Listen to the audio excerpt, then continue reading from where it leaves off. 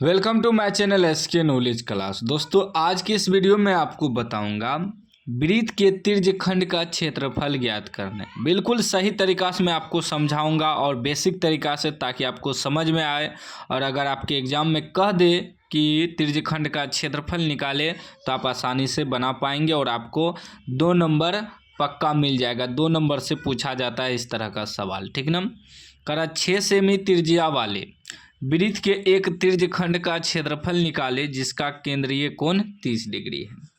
देखिए, हम एक वृत्त बनाएं, इस पे तिर्यखंड बनाए। ई हुआ, जैसे यहाँ से यहाँ तक त्रिज्या हुआ, जिसका त्रिज्या यानी कि r बराबर 6 cm दिया हुआ है, ठीक ना। दिया है ना त्रिज्या 6 cm।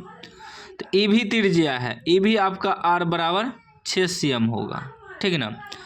लेकिन ये जो यहाँ से यहाँ ऐसे त्रिज्या हुआ, यही तिर्यखंड हुआ।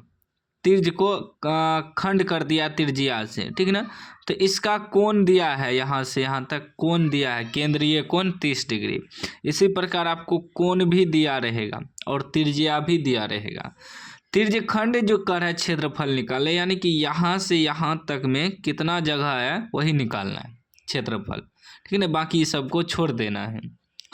तो तिर्यखंड का जो सूत्र होता है, तिर्यखंड या त्रिज्या खंड भी कहते हैं, तिर्यखंड का क्षेत्रफल बराबर सूत्र होता है थीटा बटे 360 डिग्री पाई आर स्क्वायर, ठीक ना। देखिए, पूरा वृत्त का क्षेत्रफल क्या होता है? पूरा वृत्त का क्षेत्रफल होता है पाई आर स्क्वायर, आपको पता होगा। लेकिन इसमें तिर्यखंड बन गया, यानी कि यहाँ कोण आ गया, तो इसीलिए यहाँ थीटा लगता है, क्योंकि थीटा का मान हुआ, ठीक। और बटे में 360 इसलिए लगता है कि यहाँ से अगर हम त्रिज्या, किसी भी त्रिज्या का ऐसे एक त्रिज्या रख के ऐसे जो घुमाएंगे तो आपका 360 डिग्री का कोण बनता है, हमेशा याद रखिएगा। तो वही 360 डिग्री में जो है 30 डिग्री तक का ही कह रहा है क्षेत्रफल निकालने। किसी में कह देगा 60 डिग्री, तो 60 डिग्री तक का क्षेत्रफल निकाल ले, ठीक है ना। वही होता है, क्योंकि पूरा वृत्त पे 360 डिग्री का कोण बनता है, इसलिए 360 से भाग देते हैं, ठीक ना।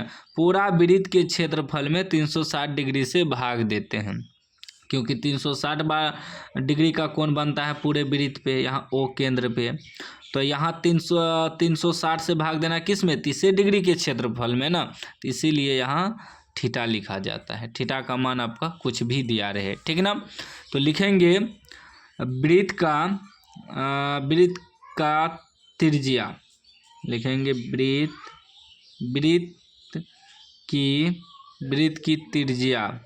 वृत्त की त्रिज्या यानी कि r बराबर कितना दिया है? 6 cm, लिख देंगे 6 cm। और कोण, केंद्रीय कोण को क्यों कोण भी लिख सकते हैं, यानी कि थीटा बराबर कोण, यानी कि थीटा बराबर कितना दिया है?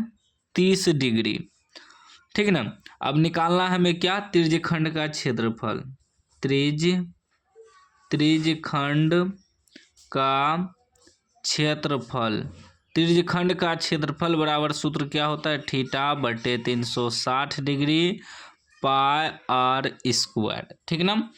अब देखिए, थीटा की जगह तो आपका 30 डिग्री कोण दिया है, तो 30 रखेंगे बटे 360 डिग्री, ठीक ना। पाई का मान क्या रखेंगे? 22 बटे 7 गुना आर स्क्वायर, यानी कि आर गुना आर। तो आर क्या दिया है? 6 दिया है, तो 6 गुना 6, ठीक है ना।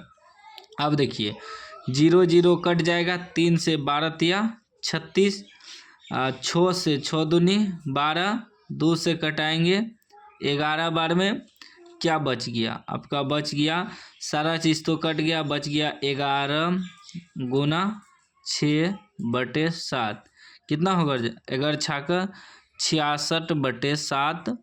इसमें cm स्क्वायर, क्षेत्रफल में स्क्वायर लगता है। अगर यहाँ नहीं है तो इसे दशमलव में भी ला सकते हैं, ऐसे भाग देके, ठीक ना। भाग देना है 66 में 7 से, 9 सत्ते 63, कितना बचेगा? 3, दशमलव देंगे 0, 7 चौकी 28, फिर 2 दशमलव दिए हैं 0, 7 दूनी 14, ठीक ना। यानी कि लगभग लिख सकते हैं इसको लगभग 9.42 cm², ये आपका आंसर हो गया। ठीक ना। अब बटे में रहे तो बटे में भी छोड़ सकते हैं। ठीक ना। तो अगर आपको त्रिज्यखंड का क्षेत्रफल कह दे निकालने तो इसी प्रकार आपको बनाना है। कोई भी डाउट हो तो आप कमेंट बॉक्स में पूछ सकते हैं।